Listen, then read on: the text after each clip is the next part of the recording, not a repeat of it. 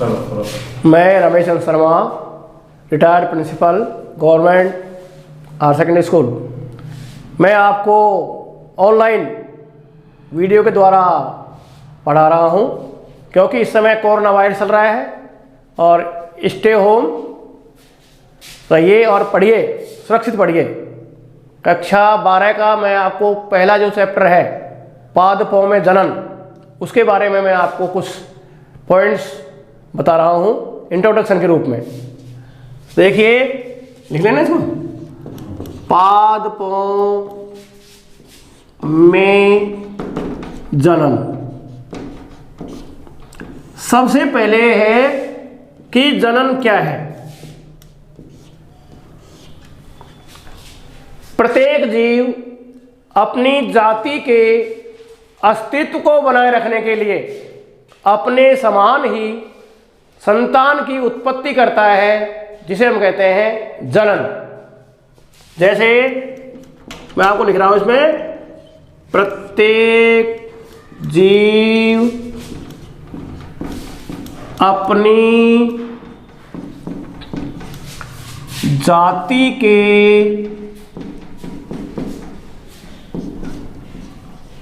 अस्तित्व को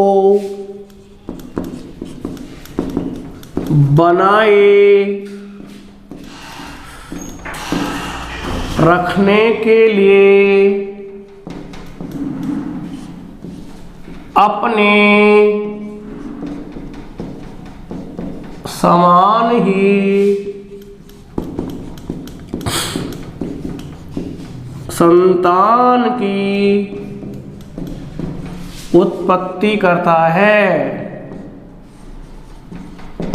इसका उदाहरण है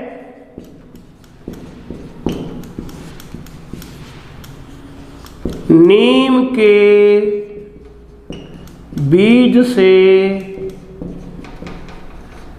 नीम के पौधे की उत्पत्ति। और दूसरा उदाहरण है मुर्गी के अंडे से मुर्गी का बच्चा उत्पन्न होना। यदि जनन नहीं होगा तो सारे जीव क्या हो जाएंगे, नष्ट हो जाएंगे और पृथ्वी से क्या वो विलुप्त हो जाएंगे। इसलिए प्रत्येक जीव को अपनी जाति को बनाए रखने के लिए जनन आवश्यक है। और इसके दो उदाहरण मैंने दिया आपको।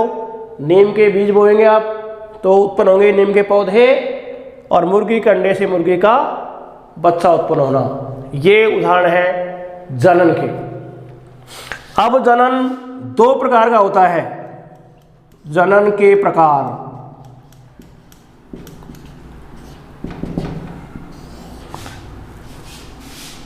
जनन दो प्रकार का होता है। पहला है अलैंगिक जनन और दूसरा है लैंगिक जनन। अब मैं आपको विस्तार से पढ़ाऊंगा अलैंगिक जनन के बारे में।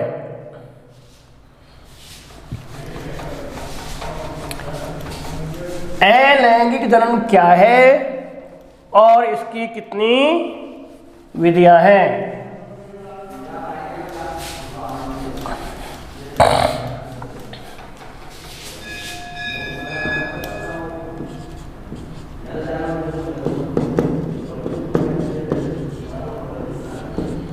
अलैंगिक जनन ऐसा जनन जिसमें केवल एक ही जनक जनन की क्रिया में भाग लेता है उसे हम अलैंगिक जनन कहते हैं। इसके निम्न प्रकार हैं।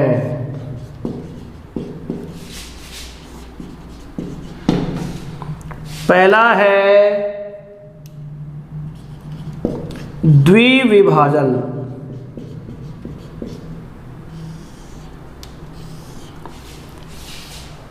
द्वि का मतलब होता है दो। इसमें जैसे मान लीजिए ये जीव है, ये केंद्रक है,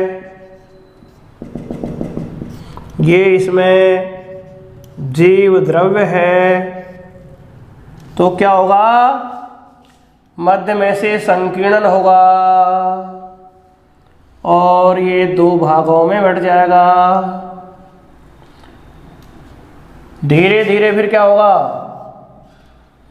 ये इस तरह से पूर्णतया वृत्ति मिल जाएगी और एक जीव दो भागों में बट जाएगा, दोनों स्वतंत्र होकर के। और ये दो जीव पुत्री कोशिका।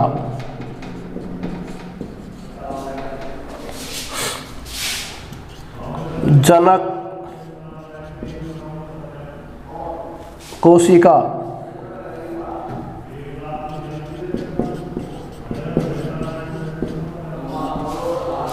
अतः है ऐसा विभाजन जिसमें एक जनक कोशिका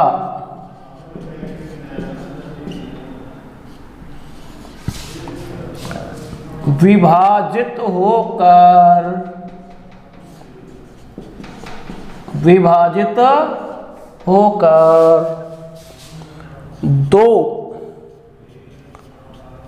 पुत्री संतति कोशिकाओं का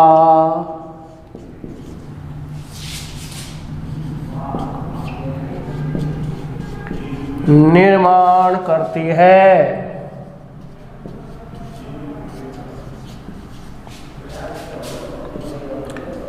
द्विविभाजन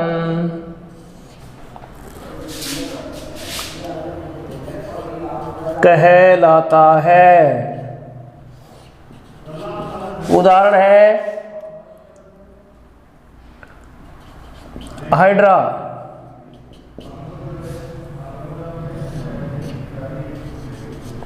युगलिना,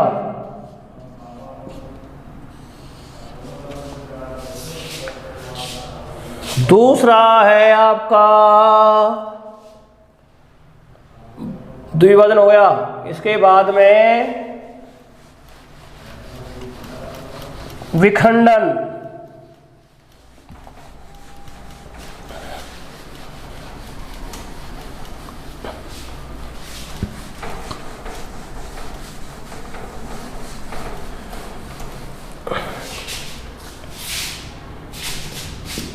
नंबर 2 है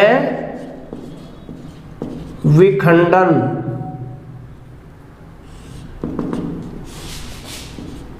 ऐसा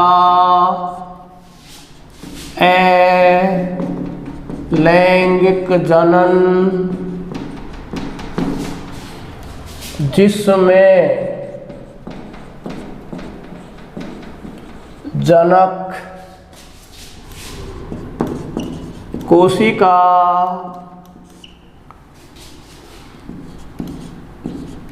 टूट जाती है तथा प्रत्येक विखंडित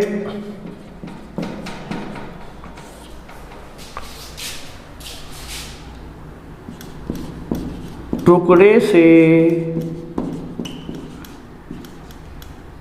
नई संतति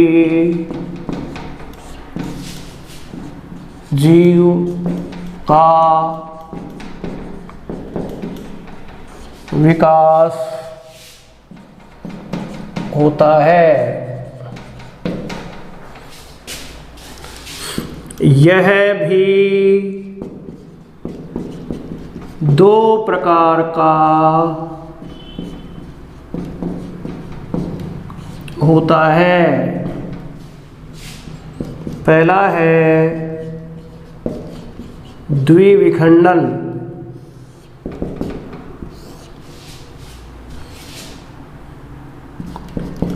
ऐसा जनन जिसमें जनक कोशिका से केवल दो ही संतति का निर्माण होता है।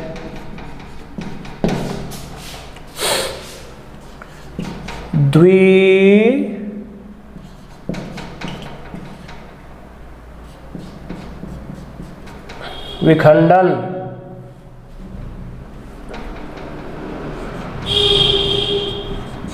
द्विविखंडन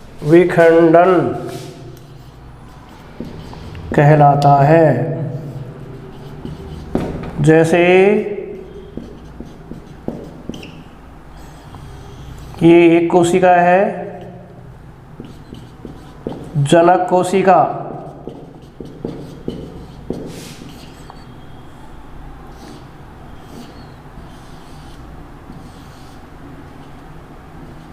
और ये है संतति कोशिका।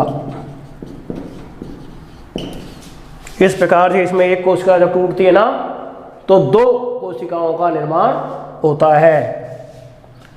और दूसरा है बहुविखंडन।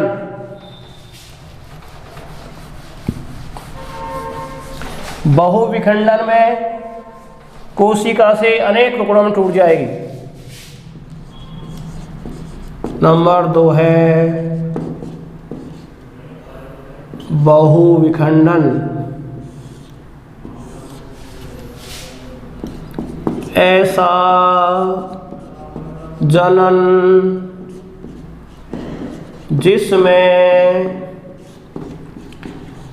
एक जनक कोशिका से दो से अधिक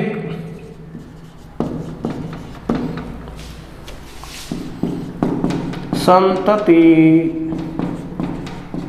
कोशिकाओं का निर्माण होता है। बहुविखंडन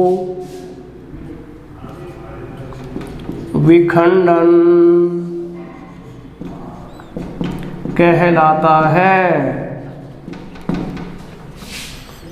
जैसे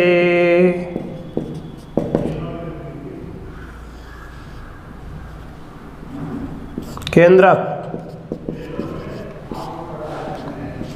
यह है जनक कोशिका।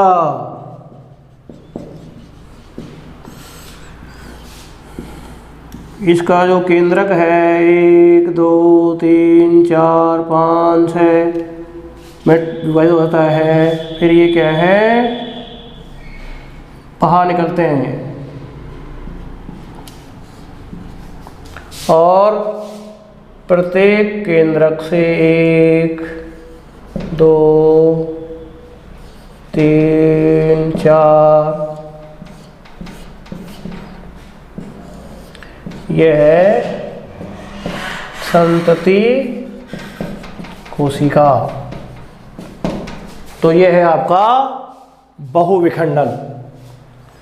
फिर है आपका अगला स्टेप है मुकुलन। मुकुलन में तीसरा जो प्रकार है मुकुलन। मुकुलन एक ऐसी प्रक्रिया है जिसमें किसी भी जीव के ऊपर एक छोटी सी अभिवृद्धि उत्पन्न होती है और उस अभिवृद्धि से नया सजीव का निर्माण होता है। अतः मुकुलन की परिभाषा क्या होगी? इस प्रकार के जनन में जनक कोशिका के शरीर पर एक छोटी सी अभिवृद्धि उत्पन्न होती है।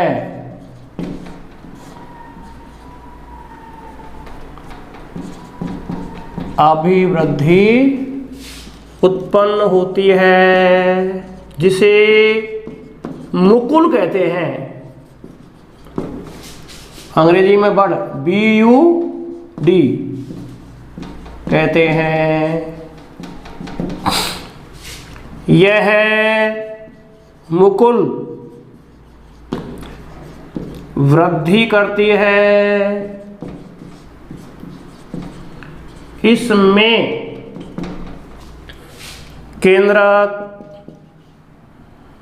व जीव द्रव्य आ जाता है। पूर्ण विकसित होने के बाद जनक कोशिका से पृथक हो जाती है तथा नई संतति का निर्माण करती है। उदाहरण है इसका हाइड्रा।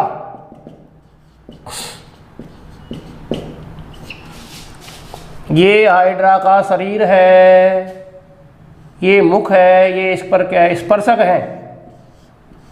और ये इसकी दोहरी क्या है? भित्ति है।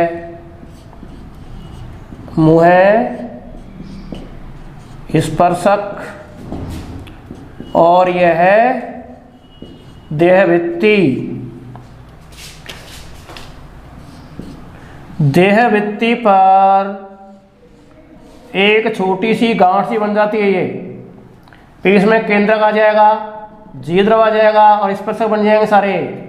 पुनः ये मात्र कोशिका से कट जाएगी और दोबारा नए हाइड्रा का निर्माण कराएगी। इसे कहते हैं संतति हाइड्रा। इस प्रकार से ये मुकुलन की क्रिया क्या है? प्रारंभ होती है। अगला टॉपिक बाद में पढ़ाएंगे। धन्यवाद।